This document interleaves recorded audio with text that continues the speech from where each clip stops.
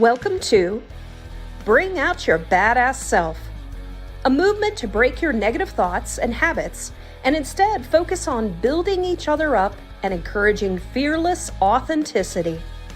Each week, we will get vulnerable and share experiences alongside our guests and audience.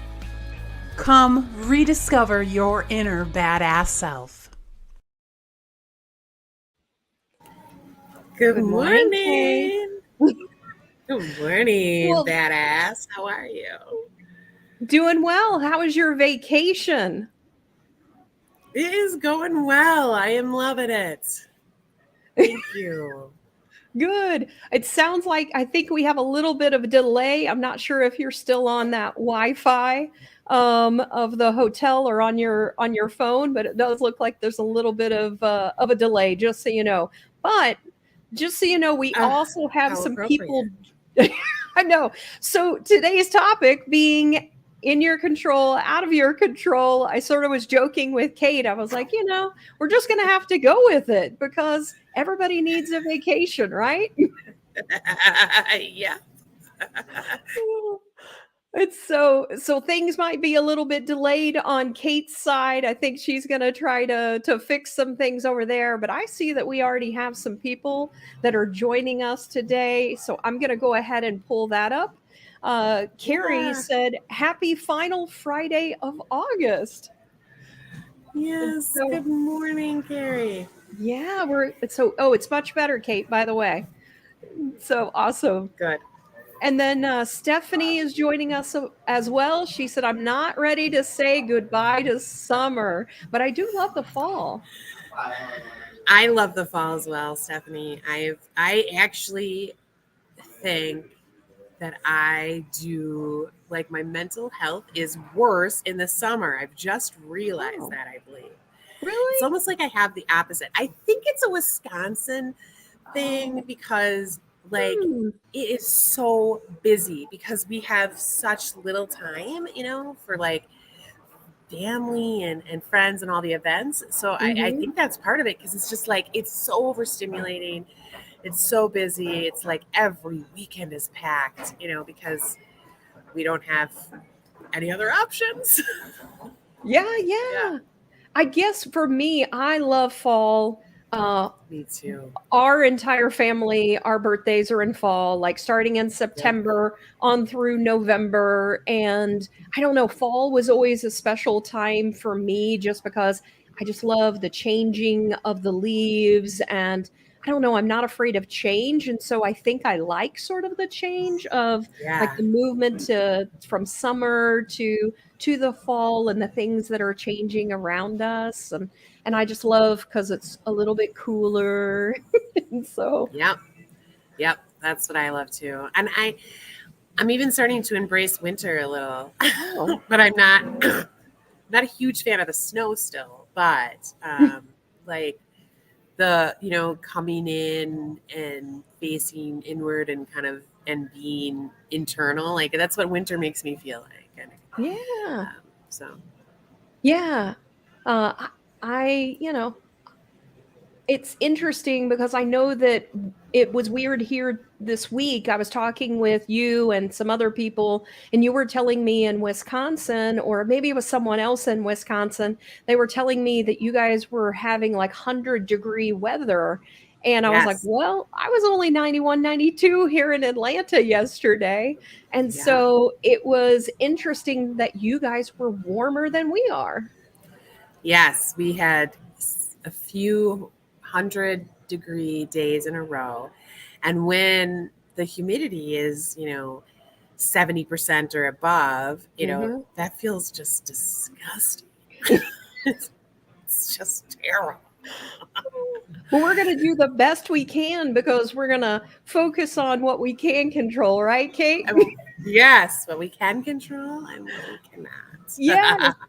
And so Sandra let us know that Kate is coming through great. So thank you and welcome. You.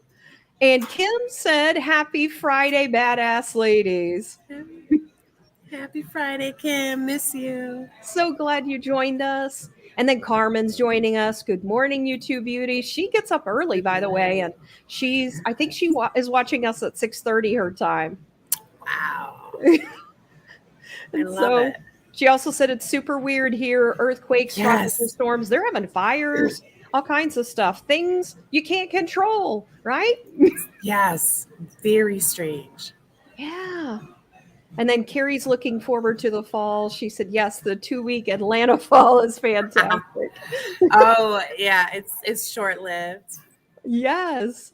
Oh, good. And Myra's coming in, and we get to see her name today. So she said good morning. And so welcome, everyone. I'm still waiting to see whether Eric's going to be showing up. I know he's a normal person, and then we have several other people as well. So hopefully, as they start to join, they will say hello and let us know that they are here. Yes. And if we have any new people, please put a white heart if you can. Yes. Let us know that you're new. Yeah. Otherwise, we know that most of our new people kind of lurk. Absolutely. And so be sure to let us know by giving us a white heart. And also, if you're new, then also make sure whatever you're connecting to. So, for example, Facebook, StreamYard.com/Facebook will then give us authorization to see your name as well. And so, Kate, today we are doing something a little bit different, right? As far as the music. Yes. Yeah. So today we chose, we wanted to do the music up front because it's something that you can like think about, and it's a little different than what we normally do. We chose an instrumental this morning. Yeah. And so I want to introduce it. It's called Mount Helicon.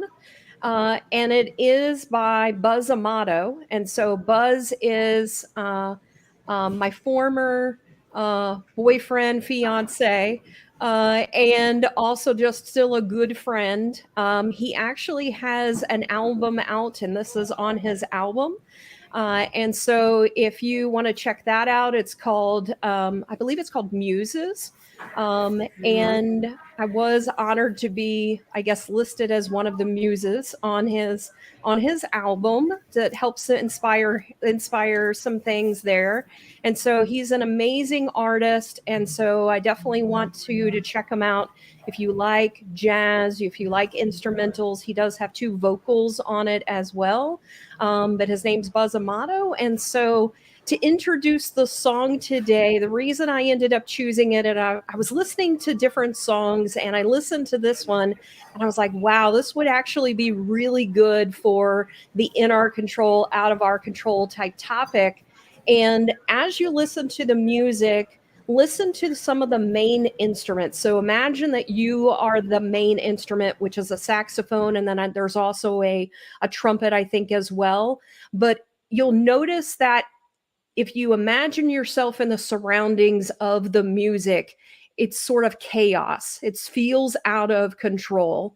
But it's also then finding your voice. And so the instrument finds its voice as it goes through the music. And so that's why it sort of influenced me today for today's topic. And so let's go ahead and listen to it. It is a longer one today, so enjoy.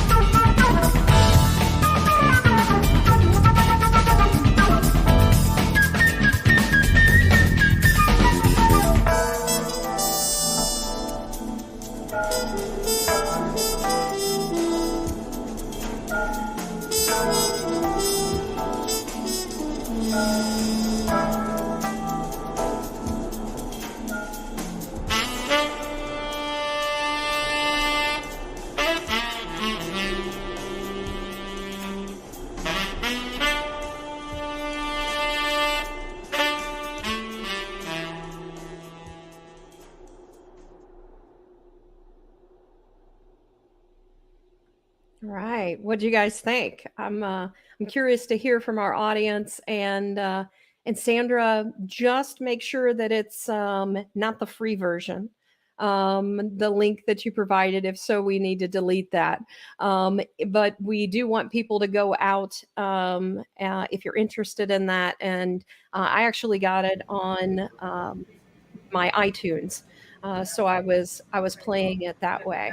And so, Kate, what did you think as you were listening to it? How were you feeling at the beginning of the song and as you progressed? Yeah. Like, it starts out kind of like chill, and then it builds. And so I totally understand the variation between, when you're feeling very in control, everything kind of sounds and moves smoothly as it like it's it's together, right? And then it becomes a little disjointed. Hmm. Like, that's the out of control part, where it feels like it's like things aren't happening as smoothly as I would like. I Yeah. felt like that the instrumental kind of really showed the difference between like the smooth and togetherness, than like a little more like, yeah, like I said, disjointed. Yeah. I really loved it. So Carrie said, Unfortunately, I'm glad I heard it before, because I'm at the resort. It didn't come through as well I today. I gotcha, I gotcha. I'm Yeah, glad you were able to listen to it beforehand. And so me too. Carrie said, "Wonderful, would be great for a movie soundtrack too." And Kim said she loved it as well. I just love the beginning part because the beginning part sounds sort of very chaotic. And in Mhm. my life, when I feel out of control, the beginning part of that sound of the music, that's how I feel. It feels like, oh my gosh, what do I do in this situation? I have all these things being thrown at me and there's no focus. Like, I can't, how do I get control over this particular type of situation? And so I loved it how it then we started focusing in. At first was the piano coming in, and you're thinking you're sort of in control, and then all of a sudden it wasn't really till the saxophone comes in. It's like, okay, here's my voice. Now I'm sort of finding my way. Yes. Yeah, I love it. I love how you Yeah. describe it. And so let's see what Stephanie said. She said, I was thinking good for a soundtrack, but also reminded me of a 70s cop show. I agree. And so she said, Yes. very, very cool. And Yes. so, Kate, today's conversation is really about people empowering and embracing the ability of what it is that they can control. And so it's really sort of letting go as well as finding peace and accepting what lies outside of our control and discovering how to embrace the things that we can control or the things we can transform, really with our mindset in how it is that we think about things. And so I'm excited about today's topic. I do have to share that this morning it was funny. My husband and I got into a little bit of an argument, and Okay. I literally did this exercise with me. All right, Sarah, what can you control? What can't you control? And my husband was like, "See, I'm just riling you up so you can, do this today on the show." He's like, now you should be thanking me. Exactly. Yes, exactly. Thanks for the argument. Yes, yes. So kind. It was very, very generous. The Oh generous my thing you gosh. did, Jay. Yeah. And so we wanted to start today out with a particular tool Yes. and to really help us. And so I'll go ahead and add that into it. And maybe Kate, you can give us a little bit of some of the thoughts of why we chose this particular tool. Yeah. Sarah and I both really, this kind of resonated with us because it's graphical. But it does kind of feel like, you know you can have your center, which is, literally everything that is in your control, or, mostly in your control. So that's the pink in the middle. And then, the next layer out is you have some control. Maybe you can influence the situation, but it's not completely in your control. There's like a middle zone where it's, you can influence it, but you can't do a ton about it. And then you have the outer circle where you have like zero control, or very, very little control. No, you lack influence. It kind of happens to you, right? So this resonated with us because, just like all things in life, there isn't just, it's not black or white in some ways, there's a whole spectrum there of things. So this is a nice representation of all stages of kind of control. Yeah. And what we wanted to do today is maybe go through a little bit of an exercise. So we do have an example as well that we're going to pull up, but we'd also love to do it live. And so we're going to go through our example, but we want to encourage you to have the audience, have us go through an example of maybe something you're dealing with. And so as you can see, this is dealing with, a lot of times it deals with stress. So it's being able to break it down into these three categories on what you can control, what you somewhat can influence, as well as what is completely out of your control.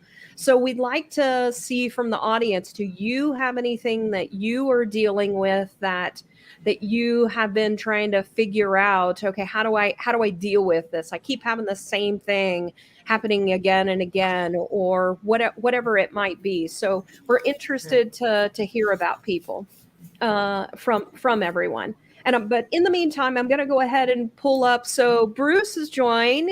He said there's no lurking here, so he is here full blast. He also said the beginning reminded him of like a dreamlike state, by the way, with a certain disconnectedness. Yes. And then as it starts to move, it's without form, and then gradually builds to retains a certain uncertainty. And so that was also on the song. So I want to give people a little bit of time to think about something that maybe you're dealing with, but I'll go ahead and pull up our example just to sort of help with the situation. So one of the things that we ended up doing is Kate sometimes struggles with sleeping.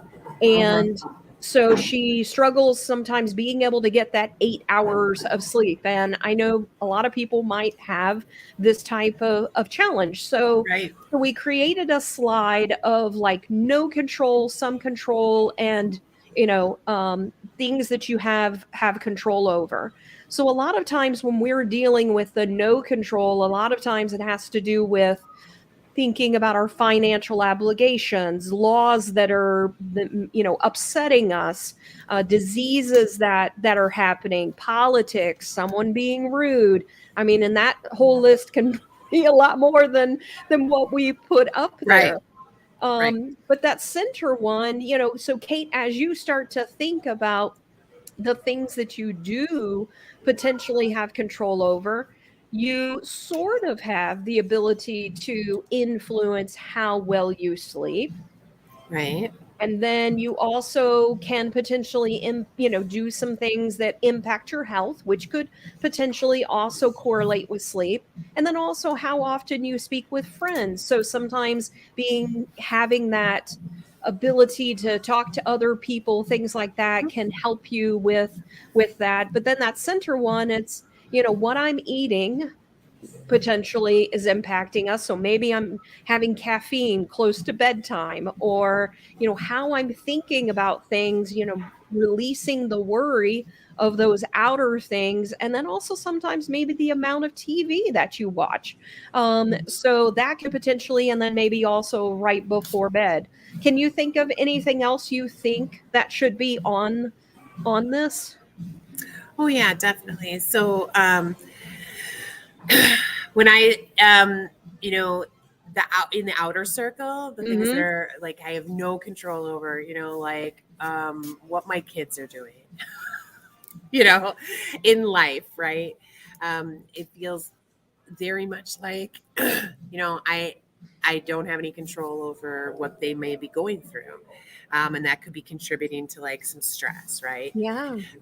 In the some control zone, um, I feel like I have some control over my work obligations, right? Mm-hmm. Some of that feels out of my control, like as in, you know, I'm responsible for doing this and I need to do it. But Right. you know, I can make certain choices about how I leverage my time, Or people you delegate to. or people I delegate to, or asking for help, right? Yep. Asking for help. Also, yeah, Definitely huge. control. Yeah. Yes, yes. Yep. In the very center, you know, it's the mindset really speaks to me, the middle one, because, you know, that is so within your control, and you often convince yourself that it isn't, right? Mm-hmm. As a human, it's it's easy to convince yourself that you don't have control over the way you're thinking or the way, you know, you're feeling emotionally. But Yeah. so the mindset is huge right there in terms of what you control. And I've started incorporating very intentional thinking patterns while I am falling asleep. So similar to like when you're meditating, you know, a lot of people, like I know Sarah, you um, tend to like listen to things as you're falling asleep to help Mm-hmm. you like meditate or just kind of like zone out, right? Yeah. Yeah. I've started doing that especially since you gifted me the lovely mask, which I forgot on this trip, which I'm not happy about because it would Oh be so great on no. this trip. I know. But and then I also started to kind of I've always been fairly regular with a gratitude practice, but I've started at as I'm falling asleep, thinking of the things that I'm grateful for, Yeah. which has been a nice little addition. Yeah, because I find that when I have difficulty sleeping, most of the time it has to do with worry. And so Mhm. I really have to like go, okay, there's nothing I can do with that. I'm going to give that to the universe. I'm going to Right. let the universe deal with that. But I used to always have this type of issue, and I would sit there and worry, worry, worry, and then not sleep through the whole night. And so I've really gotten into sort of that mindset practice of, okay, Sarah, what can you do about this? Okay, you can't do anything about this, then why worry about it? And so it's really for me, I call to universe and say, please, release this, from me. So I think that for me the mindset thing is huge as well. But I also have found, like you said, I have a mask and I have it connected to Bluetooth to my phone, and so I will use binaural beats or like different types of each chakra is associated to a different sound. So I see what resonates with me. I like the Om, which is actually the third eye, which is interestingly enough, I'm always stuck in my head. And so it's sort of getting out of my head. And so let's see. So Stephanie says a grateful heart with humility, grace, and forgiveness does wonders for peace and tranquility. And so, yes, Stephanie, very much agree. Yeah, yeah. And I love the way you phrased it, Stephanie. Just the sentence alone was beautiful. Yeah. So let's go back to the first slide. Carrie has an example. So maybe the audience can help us. She said, so how do you deal with being ghosted on Facebook Marketplace? I'm trying to give stuff away and I get all this interest and then they vanish. I'm about to So just frustrating. call hunks hauling junk and being done with it. So I really like this one because I think that it really helps us to sort of go through the things you can't control, the things you can control, and then also talking about energy as well. Um, so I guess, Carrie, the biggest question we would have for you is how important is it that you give this stuff away And is it that you're wanting to give it away to someone that can use it? And that's what's sort of keeping you from just calling someone and saying, just take it away. What do you think, Kate? For me, I think about what I can control and think about, okay, well, how much time do I want to allot, or how much energy do I want to put into this? How much time am I willing to put into this? How much is it worth to me? And then setting sort of a time limit and saying, if it's not done by this time, I move on. Yeah. Yeah, definitely. I get that, Carrie. When I would much rather see someone I know or someone I care about, use this stuff than. She said it's good stuff. She hates to just trash it. Yeah. Totally. I agree. I have this problem. It is one of the things that my husband and I disagree on. He's like, just throw it away. And I'm like, Right. no, it's good stuff that people can use. And so I start to think about, like, what else can I do? So sometimes I get stuck in my head that this is the only way that I could handle the situation. I only have the hauling of the junk, or going to the marketplace and someone, deciding to do it. What about if it's really good stuff, calling a church or calling a particular organization or association to see whether that's something that they would be interested in? So sometimes I find that the reason we get stuck or think we're sort of out of control is sometimes we have to open up and start to think about other options, or maybe put it out there like, hey, does anybody know, like, within your universe, anybody know that someone that would want this type of stuff? Yep. I also, in my opinion, when we do this sort of thing, like when we go through a cleaning like phase, right, where you're like, okay, I'm certain that I want to keep this stuff and I'm ready to get rid of this stuff. There's this sense of urgency, right? We feel this urgency because we've made the decision to, like, get rid of something. And then, you want it gone. You make the decision and you're like, okay, now, this should have happened yesterday because I've made the decision and I want it gone. And sometimes there's some, like, truth to just chilling a little bit and waiting for the right opportunity for it to be gone, if it is important to you. But I end up being more in the J camp a lot of the times, where I'm just like, if I want it, because my priority is the urgency. I made the decision, and that's, but if it's important to you to find someone that would really truly benefit, then I think you have to balance it around, waiting until you find the right fit.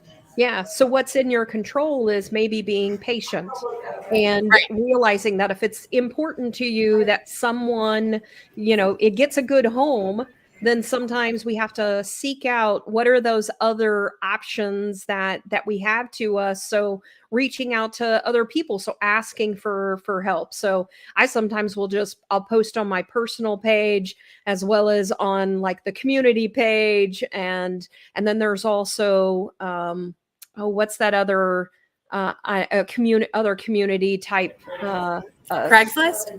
Yeah, but I was thinking more like community. I can't remember it right now. But other types of things that are related to people around you. So even instead of the marketplace, for example, I go onto the yard sale ones. So I join the yard sale ones because they tend to be more serious, is what I have found, versus just the marketplace. The marketplace has a bunch of scammers, but so. Yeah, in general, I have very little patience or energy for Facebook Marketplace. Yeah, exactly. Oh, Kim said next door. Is that what you're talking about? Next door. Thank you. Yes, that's exactly what I was thinking. Next door is a great one, as well as just all the yard sale ones are great. Yep. And so I guess, Gary, thinking about the things that are out of your control, you can't really so this really goes into the things you can't control. You can't control the actions of other people. You're gonna have those people that are scammers. You're gonna have those people that are non-responsive. And it might be because maybe something came up in their life, or there are just people that like to waste time. And so we can't do anything about that. And so getting worked up over those people ghosting you, there's not a lot you can do about that. So you definitely don't want to, or you want to try to not internalize it. So how can you potentially influence them? You can send them another message. But it's probably better to think about the energy that you're expending and finding maybe a better outlet. Is how I would look at it. Yes. And then so this is something my mother would do, which is I think I always thought a little crazy, but she was a very unique person. When she wanted to give something away that she thought had value, but that she would offer money. So she would say $20 to come get this. And to her, it was it was about the urgency. It worked out. And a lot of times people would say, no, I'm not going to give you money. But it was something about the attraction. So That's I don't know. interesting. It's an idea though, but I do remember my mom doing that. And she was a big donator too, to Goodwill and other places. But like when she had a couch that was really lovely, she paid for someone to come get it for free. And then she had a couple of, really nice sets of china that she wanted someone to take, or didn't want to just donate it, and she did the same thing. She offered money. I don't think those people took her up on it, but I think it's a worthwhile thing to consider. That's interesting. And so that would be an interesting approach, Carrie. So I like the outside of the box thinking on that, Kate. And so I know, Kate, you and I, as we were talking about, a lot of times when we are younger, we tend to worry about things a lot more than as we get older. And I know this was Yes. something that really influenced you. Yes, thank you for reminding me, Sarah. Yeah, so I love the younger population, as you know, I have a lot of kids, but I also really like the senior population in general. I love elderly people. I always have. I think it's because my mom was always involved in geriatric work for her life. So I did a lot of volunteering as a teenager, and then it just kind of continued. And one of the things that I've noticed about a lot of elderly people is that they just stop kind of caring about what everybody else thinks. And so and I think that's a common thing, right? Like that's a common thing that people talk about, like where when you're a really little kid, you don't care, right? Because you don't know. Mm. And then, once you're in your, elder years, you care, you don't care at all either, because you've had so many life experiences. I think you know what matters.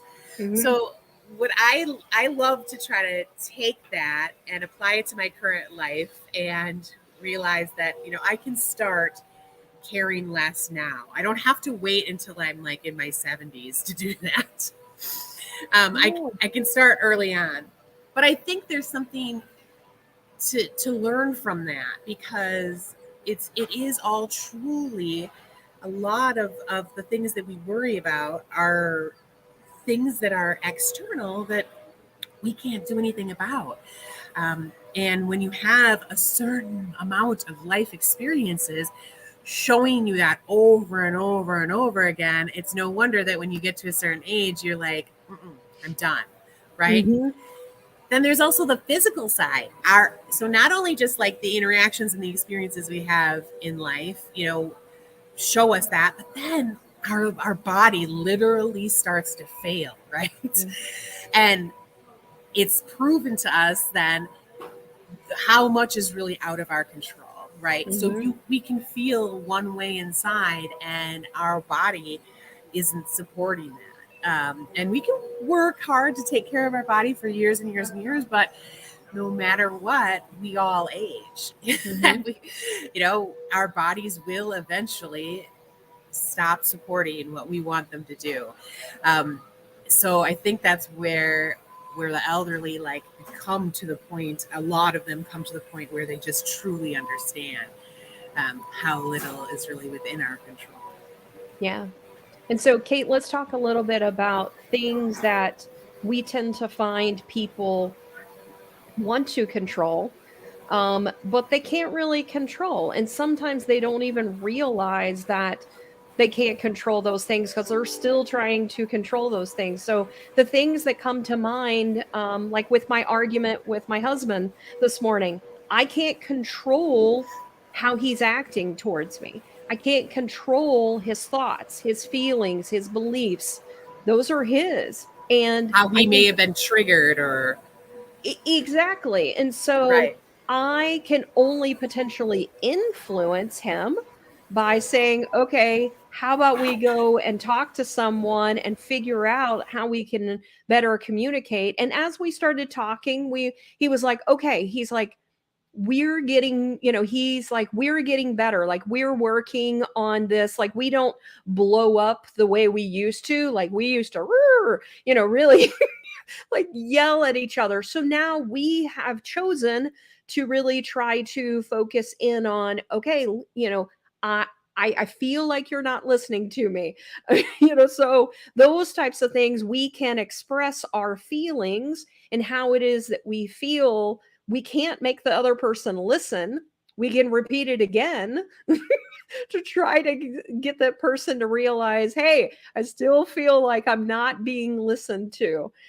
So I think that's one of the biggest things. And the other thing that Jay and I were talking about this morning, the other thing you can't control is you can't control or can't expect people to read your minds. And a lot of times, the reason we sometimes feel a particular way is because we haven't actually expressed how we're feeling, and we're expecting someone to control their actions based on things that we're thinking or things that they should intuitively pick up on. And so that was one of the things we talked about today as well. I very much will communicate to him, I need empathy. I need, XYZ. And a lot of times he doesn't necessarily do that with me. And so I was bringing that up with him. I'm like, I can't read your mind. Like, the reason I ask questions is I'm trying to clarify what it is you are thinking. Mm-hmm. Yep. Makes perfect sense. And it is super common, right, in relationships for one person to think that the other should know, right? Sometimes we suck ourselves into this thing where it's like, well, I've been with this person for 17 years. Why doesn't she know that I don't like this? Or that, this is what I would prefer. And that's something that Jen and I have struggled with as well. So I totally love that you expressed that and we're able to share a little bit. For us, I'm very much in the J camp, right? Like I need direction. So I need to know exactly what she wants. Yeah. The guy vacuuming in the back. We can't control that. We can't control that. No, I will mute when you're not talking, but I mean, is it obnoxious? I can still hear you. Good. The other thing I would say is also, oh, hey, Eric. Eric just joined. Let's see what he said. I just noticed him pop up. A bit late. Good, badass morning. Good. So the other thing that I think is important is also you can't control the past and you can't control the future as well. Huge, and a lot of times the reason we're stressed out or maybe why we're upset at someone or, is the past. Like that person can't control the past. Like what happened. You either got to decide to get over it or you're just going to continue, you're choosing to basically continue to argue about it. Or things that happened to you in the past, you can't control that. And then you also can't control what hasn't happened. So the future. So you can't, that's again, those things that are outside of your control. So what can you influence? What can you actually control? You can't impact someone, you can't impact death. You can't impact someone getting sick.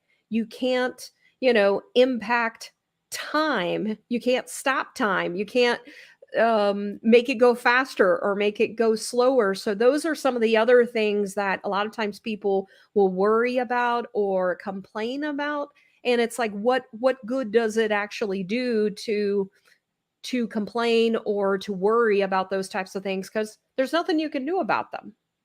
Yeah, exactly. Um, and it takes a lot of real estate in our heads, right? Mm.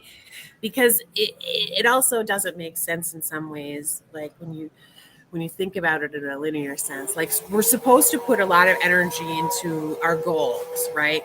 We're Mhm. supposed to manifest, we're supposed to be positive, we're supposed to think about the future, but not too much. You got to find the balance, and that's hard. And then in the same way, in terms of the past, we're all supposed to learn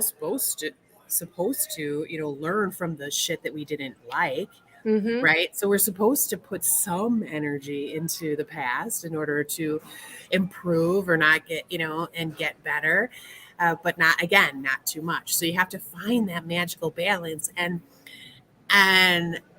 as an adult, I often feel like, okay, I know how to do that. I can weigh it out in my head, and I can, Mhm. but the truth of the matter is that when I do find myself really preoccupied with something, even though I'm a very sensible, responsible person that I think makes pretty decent decisions, it's still, when the decision is weighing on me, or when it's like taking up so much real estate in my head, I need to get it on paper and Mhm. literally do a little bit of analysis around, okay, what are the things? Let's just say them out loud, Kate. You know, Yeah.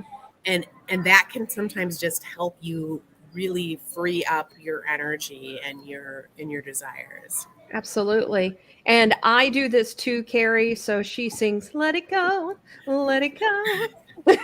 Yes. Oh, Yep. and Yep. so I do that as well. It's huge. It's like, all right, Sarah, just let it go. Yeah.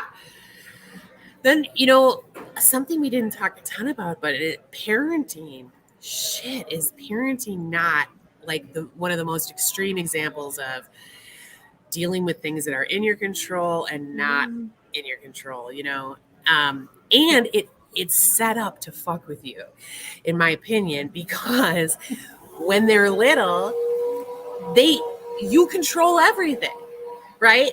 And you create this person in a lot of ways. Yeah, they're their own person, but you have so much influence and impact on who they are and who they become. And then all of a sudden you get to a point where shit, like they make their own choices now. Yeah, I'm very you much know dealing with that as my daughter is going into the teen years. Like there yes. and the biggest thing that I've also been trying to help her with, which are goes into the things you can control, is I'm trying to teach her things regarding boundaries. Okay. And also acknowledging that her feelings do matter as well. So understanding your feelings do matter. You can set a boundary or you can say, maybe this isn't what you want, but maybe you can suggest something else. So instead of saying no, you can say, I still would want this, but how about we do XYZ? So being able to influence or think about how you can control potentially the situation, giving that person potentially what it is they're looking for, but also looking for what it is you potentially need. But I think Yes. the biggest thing is, we can control our thoughts, our feelings, our actions, our beliefs. And I know that for you, one of the things I really loved was, the fact, you say, being present, breath work, things like that. That's some of the Yes. things that really help you. Yes. Yes. So mindfulness and meditation and being able to control, like at the end of the day, when I'm feeling so out of control that maybe I'm even leaning in towards a panic attack, right? Mm, Um, the first thing I do is remind myself of the things I can control. And the mhm, first one is I can control if I'm breathing. mhm. You know, I literally have a choice. I can breathe or I can't breathe, you Yeah. know, and it is all, so it starts right there. So if I can control my breathing, that is like one of the base things I can control in life. Mhm. And you focus right there. And I found, and I know we talked about that when we had our friends join us that talked about construction industry, Thomas LeMay, you Yeah, know, he used that with panic attacks. And exactly. yeah, And such a also, good one of the other things you're really good at is you can control listening. So, yes. Hmm. which that going back to your past, the episode where you talked about active listening, so you can do that. And then for me, it was more boundaries. So you can set boundaries, but keep in mind boundaries are about you, not about the other person. So that's why I feel like control and boundaries are very much in alignment, with the principles on both of them. Yeah, right. Because you can control your boundary and then how you react if your boundary is messed with in some Hmm. way, right? You know, Yeah. and you're excellent at that, Sarah. Like you're excellent at setting the boundary and then respecting it and then respecting other people's boundaries. You're really, really great at understanding and not taking offense, right? Like, oh, okay, Right. that's your thing. Nothing, you know. Yeah. You're your own person. I'm my own person. I can respect your boundaries, and Mhm. whether you respect mine or not, this is still what I'm gonna do. Type of situation. It was funny. I was talking with my daughter, and she goes, "But I feel guilty." And so Mhm. she was trying to set a boundary, and she was like, "But I feel guilty," because she's feeling the pain of the other person and doesn't want to make them feel bad. And I'm like, "Look, you also have valid feelings as well. So you have to acknowledge that. And you have to decide, how important is this to you? So is the one thing more important, or is it the other thing that's more important? And then you have to, or is there a balance that you could potentially do, which would, is there a compromise within there? But you have to decide what your values are, what is most important to you, and then you have to sort of, again, let it go, that this is what you want. um, Mhm. and that's okay. A lot of times people feel selfish with setting Yes. setting boundaries, and again, it really is about, what, again, where your energy is, where you want to spend your energy. Yeah. And I find that like people pleasers, right? Mhm. I really struggle with that. Yeah. I know I do. I know Jenna does. My wife, she struggles with that. Um, because you want to make everybody happy, Mhm. and a lot of times you're a flexible person to begin with, right? Or maybe maybe you are. For me, I'm pretty flexible, so I can picture myself bending in different ways Yeah. because I know that I'm capable of it. So sometimes I might set my wants or needs or desires aside. So I've tried over the last few years to be a little better about just picking a stance sometimes. And Mhm. I've suggested Jenna to do the same because Jenna really struggles with really honestly feeling, because she homeschools the kids, because she's working with them so frequently, she struggles to sometimes like set aside time that is just for her, or Mhm. taking a look at a situation and deciding, you know what, right now my needs Mhm. outweigh. Right. Um, you Well, know, and and that's one of the things you can control is to take care of your mental, your physical, your emotional, and your spiritual well-being. And that in itself should be important. right, And that if that, matters. yeah, that matters. And so that is in your control. So if these other things are influencing for me, those four things, my mental, my physical, my emotional, or my spiritual well-being, I should be able to say no Right. because and just state that. So I had a situation, I was being demanded to do something, a part of our the company, and I was like, look, this is what I'm willing to do, this is what I'm not willing to do. So then it's off of me. Like, I am letting you know where my boundary is. This is what I'm willing to do, this is what I'm not willing to do. You feel like this is important, so I'm willing to do this, but I won't do this. Mm-hmm. And so that's super important that we also understand, because I knew where it was going to take me emotionally because of what was being requested of me, and I'm like, I'm not going there. From an emotional and a mental and even a physical perspective, that was going to put me down a route that I did not want to go. And so I was like, no, I am not doing that. And so, Mm-hmm. and you shouldn't feel any guilt. Like, when you are protecting yourself, there should be no guilt there. Right. Yeah. Yeah. Or, and if there is, that's okay, but Right. you have to handle the guilt in a different way, right? Or like not let it change what you're saying, Right. but process through the guilt, you know. So why And do you feel you don't deserve right. to protect yourself? That's really, for me, the question. Why do you feel like you shouldn't put this boundary to protect your physical and emotional well-being? And And a so, lot of times when you dig in, a lot of times the why, if you're feeling guilty, it's because you care. right. It's not a bad thing, Hmm. right? So then you can just kind of acknowledge, well, this is a really positive thing. I don't have to turn it into a negative feeling of guilt. I can make it a positive feeling of guilt, right? Like, Yeah. because I care about this person. Of course I want this to be this way for them, but unfortunately, my need is this. Yeah. Some other things that I think are important on what you can control is who you spend your time with.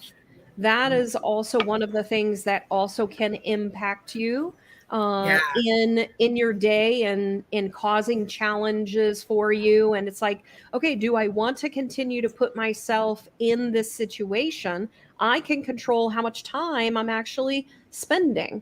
Right. How you treat yourself and also others is also something that's important as well. So are you treating yourself? Are you taking care of yourself? Are you giving yourself love, yourself self-love? Those are the things that you can control. And then also how you deal with challenges and opportunities. Those are also things that are in your control. Right. And and challenges and opportunities are the same, right? Every Yeah. challenge is an opportunity, and it can be corny, and sometimes I say it and I'm like, it's just like a load of shit. But I also know that it's very, very true, It right? is. Because every single thing that is presented to you that is challenging is an opportunity for you to learn, or to to see the thing in a different way. I look back to our interview with Rochelle Moulton, right? And she Uh-huh. said, one of the things she said that was, if you were in a toxic workplace, the good thing about that is that you learn how to deal with toxic, right? So, Yes.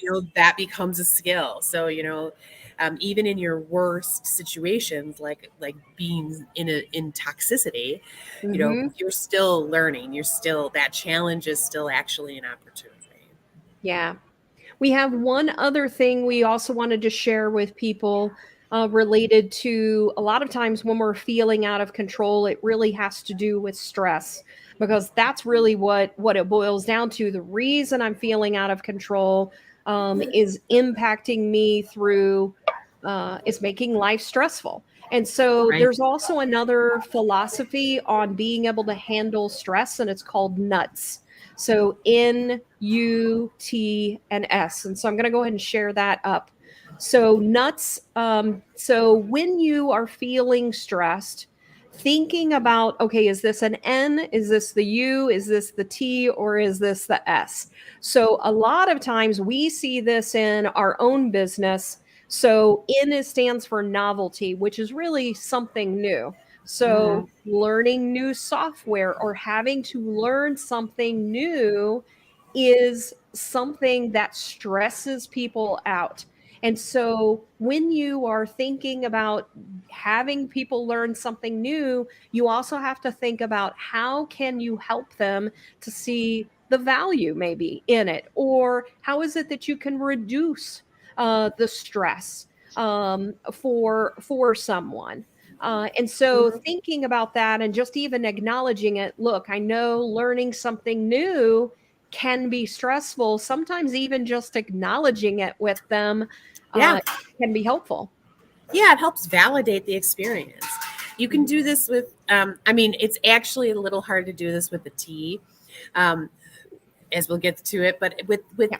both, novelty and unpredictability, Hmm. just by a- acknowledging it, like you said, and validating the experience. Like, of course, this is stressful. I had no clue this was coming. Yeah. Of course, this is stressful. This is brand new to me. This is a huge change. And you can do the same for other people. So, like in the situation where we do when we're selling something, we can say, this will be a stressful time because it is new to everyone.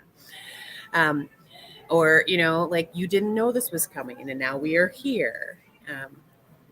Yeah, and I also do think that sometimes the words that we use, so maybe we don't use the word stressed, for example. So I know that sometimes this can be uncomfortable, but it also can be exciting. And thinking about, so sometimes the words we also choose when something is new.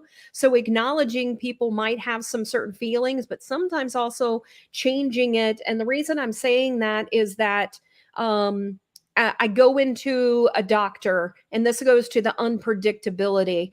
And they come in and they say to me, what is your problem? Well, they're automatically putting you in a negative space instead of saying, how can I help you? And so that's also important with these different things, is that we're acknowledging, hey, it's, I know that, these things may have some uncomfortability, to them, but it also can be very exciting, and there's a lot of opportunity here. And so it's getting them to see the positive aspects of things as well. um, Yeah. so the words of how we express things are, I also want to say, is really important too. Yes. Yeah. I love that. Yeah. The second one was like no way of knowing. So we had like earthquakes. So I know Carmen, for example, they were dealing with earthquakes, fires, tropical storms. Not a lot you could do about that. Right. Yep. Exactly. We were talking about like extreme heat, Hmm. somebody vacuuming. You don't know what's going to happen. Exactly. And that can cause stress, but we also, it's right. The reason we like the nuts is that you can now acknowledge, oh, the reason I'm feeling stressed, the reason I'm feeling out of control is because this is unpredictable or this is something new. So it's really about Hmm. awareness. That's why these things are important. Hmm. The third one is harder because a lot of people don't realize, and we have a situation that we're having to deal with within our company, and and it really is threat to the ego. And so we were actually doing some upfront discussions and saying, okay, let's imagine how this person is feeling and why it is that they're coming to us stressed. Well, it's probably their boss that is giving the pressure. So it is the threat to the ego. This Hmm. person feels that they are being questioned by their boss. So it's easier to throw us under the bus than them to Right. deal with how it is that the responsibility that they had a part of the situation. So that can be a very difficult situation, but it also can help you as you're going into situations, acknowledging or knowing that this person has a threat to ego and figuring out, okay, how can we all agree that maybe there was culpability or maybe there were issues amongst all of us, and what is it now? Let's try to get this on a level playing field to really figure out how can we handle this situation. Yeah. This is when you're feeling, for me, one of my good clues that I might be in the T zone of the nuts is when I'm feeling defensive, right? When you're feeling defensive, then a lot of times that you're feeling like you're being threatened. So it's helpful, to acknowledge that and to know, internally what may be going on. Yes. Out of my control. I just sneezed. Yes. And then the S, so sense of control. So this is what we've been talking about all along, and you'll notice that it's a part of the stress aspect. So S is, you feel that you have little or no control, and so a conflicting event. So maybe I'm supposed to be in two places at once.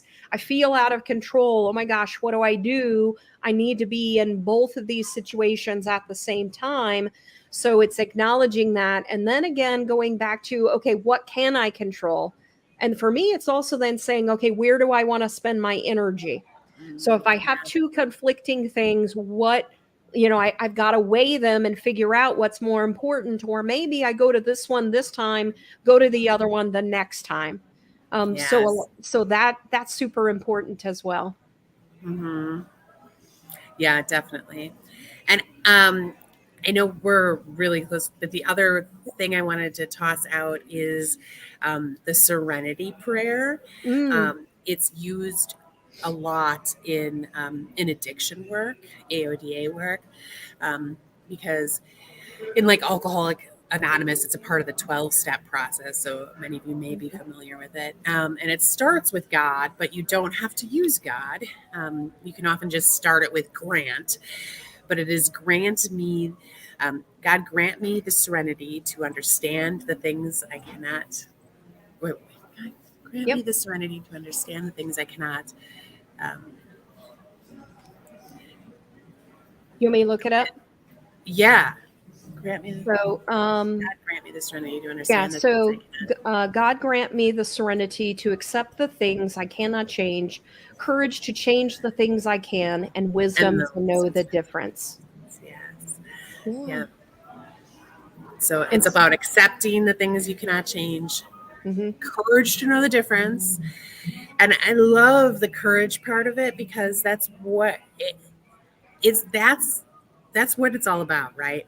When the difference is not clear to you in the moment, and that's when this is key, right? When you're feeling stressed, when you're in the S of the nuts, when you are feeling a sense of control is there, that's because you literally are in that moment are not understanding the difference between what you can control and what you can't.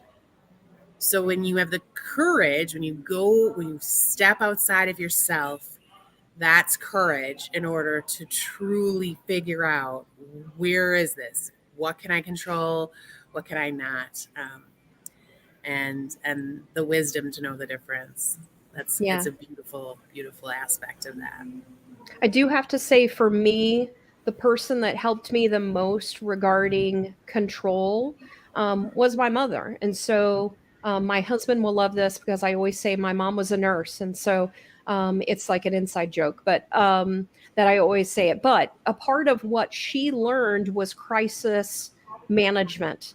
And so in that, when you think about things in a crisis, you are thinking about, okay, what can I control? So if you've ever gone through that type of training in a crisis event, and I did this in college, they first ask you to go, take a look, take a pulse on the individuals that are there. Who can you actually help? which people are basically gone, have passed away. You can't do anything about that. What people can you impact? And so it's then focusing on what you can do. But my mom helped me like in high school as I was feeling out of control. She's like, all right, let's break it down. Let's talk about step one. What is step one? What is it that you can do in this situation? What can you control, basically? And then Mhm. you sometimes also, I was in too many things. Okay, well, what is it that you're really passionate about? What is it that you really like? And so it was breaking it down and having that conversation with myself. Okay, Mm. Sarah, I can't control all of these other things. What can I control? What do I like? What do I not like? And sort of evaluating these different things. And really, I go back to, where do you want to spend your energy? What is Right. most important to you? Is it about pleasing someone else? Or is it about, the things that you need to get where you're at? And Right. sometimes Furthering. it goes back and forth. And so, Mm. no, it's really important to me that I'm helping this person out, or that, this, I feel satisfaction by helping this person out. That might be what's most important to me at that moment. And it's okay Right. to go back and forth with those types of things. Yep. Yeah. So I'm interested to hear from people. So even afterwards, we're going to go ahead and wrap things up. But I'm curious if this helped you. Did it help you? Did the circle of control, did the nuts help you to sort of reevaluate your situation and how it is that you can take control of the situation? Are there other things you guys have done that helped you to evaluate what is in your control and what is out of your control? So be sure to share that as well. And especially to those that are viewing it afterwards, we're interested to hear what you think as well. Yes. Yeah, please continue to share. I love how much you guys will interact and tell us about um, the things that you are encountering, and how, what we talked about may have helped, or how you kind of took a different spin on it. When we get those stories afterward, they mean so much to us. So really appreciate you guys Yes. continuing to interact, even outside of our 1 hour every Friday. Yeah. And we're having Rhonda. Do you want to talk a little bit about Rhonda for next week? Yeah, so we have a fantastic woman joining us. Her name is Rhonda Ware. She is a coach. She's had this amazing, really very cool career. Um, she's done everything from playing the violin masterfully to running nonprofit organizations. And she's just an amazing individual, and has so much to offer. And so we're going to talk next week with her. It'll be a really great interview, so don't miss it. I'm sure it'll be inspirational. Yeah, and then the following week on the 8th, we are planning on talking about discovering opportunities in obstacles.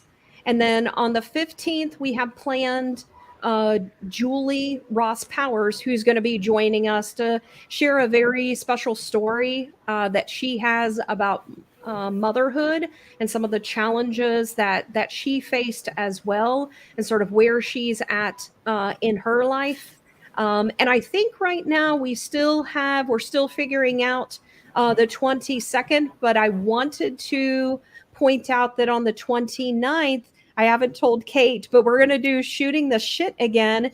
And we have Carrie, who's going to be joining us for that on September 29th Oh, as a special, yay! special person. Sweet. I can't wait. I know. All right.